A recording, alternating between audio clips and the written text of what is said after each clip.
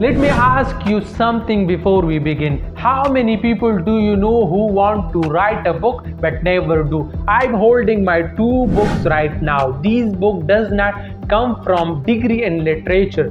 They did not come from years of free time. They come from one decision to stop thinking about writing a book and start writing one.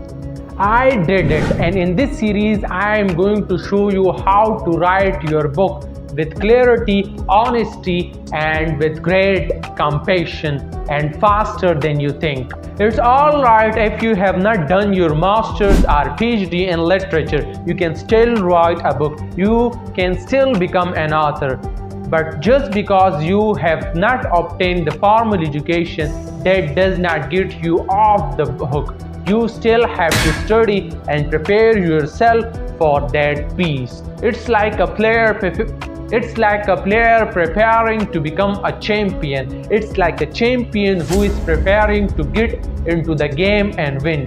You have to invest the time, hook you are writing, and learn to align your thoughts in that logical sequence to be able to write a bestseller book. Let me guess, you sit down to plan your book, open a blank document, and suddenly felt more confused than when you started. You thought planning would make things clear, but instead it make everything heavy. And maybe you told yourself, I will start writing once I have the perfect outline.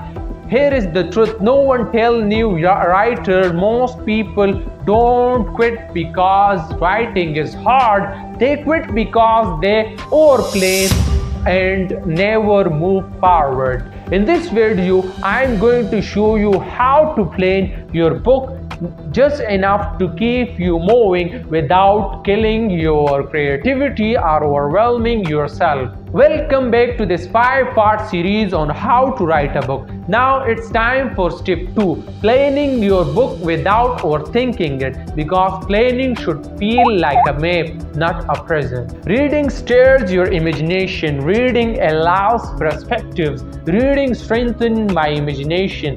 Every few hours I could be in a different world, more interesting world than mine. Stories have power. Authors are the most powerful people on the planet. They get into the mind, they make home in your heart, they shape your thoughts, they design your decision. You want to be the best author in the world because the most reader ever. In the writer world, there are two main types of writers: plotters and posters. Plotters like to plan everything ahead of time. They love outlining, charts, color coding, and notes, everything. And while painters write by the seat of their pens, they discover the story as they go on. Now here is the important point. Neither one is better. The problem happens when plotters plan forever and never write.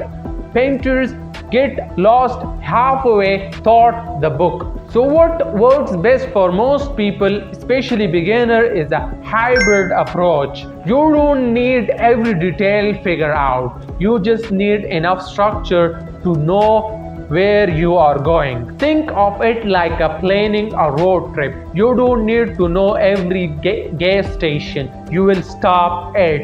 You just need to know your starting point and your destination. Let's create what I like to call the book map, not a completed outline, just a clear direction. If you are writing fiction, your story needs 3 basic parts: a beginning, a middle, and end. In the beginning, something changes.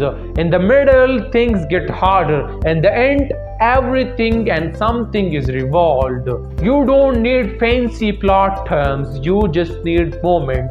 If you are writing non-fiction, things in terms of problem, of progress, and of transformation and solution. What problem does your reader have?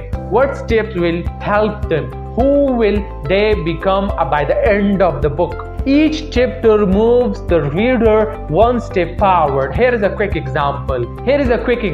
If your book is about productivity, your chapters might look like why you feel overwhelmed, how your time is actually being spent, how to set priorities, how to build better habits. Simple, clear, useful. Now, let's turn your idea into something concrete. Most books fall somewhere between 10 to 15 chapters. So here is your job. Write down 10 to 15 chapters, titles or ideas. Not full summaries, just short phrases. For example, the moment everything changed. Why motivation does not last. A habit that saved more time. Your chapter title does not have to be perfect. They just need to make sense for you. If you get stuck, ask yourself, what does the reader need to know about first? What should come next? What should they understand by the end of it? Remember, you can always change the outline later. Planning is flexible, not permanent. Let's talk about few planning mistakes that stop writers before they even begin. Mistake number 1, trying to plan everything scene or paragraph. They kill momentum. Mistake number 2, researching forever instead of writing. Research feel productive, but it can become a hidden place. Mistake number 3, thinking your outline has to be perfect. It does not. Your outline is a tool, not a test.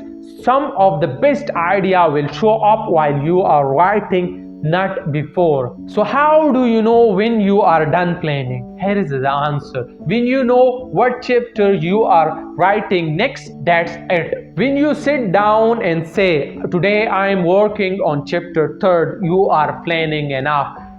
Anything beyond is its optional. Here is your action step for today. Write a simple 10 to 15 chapter outline for your book.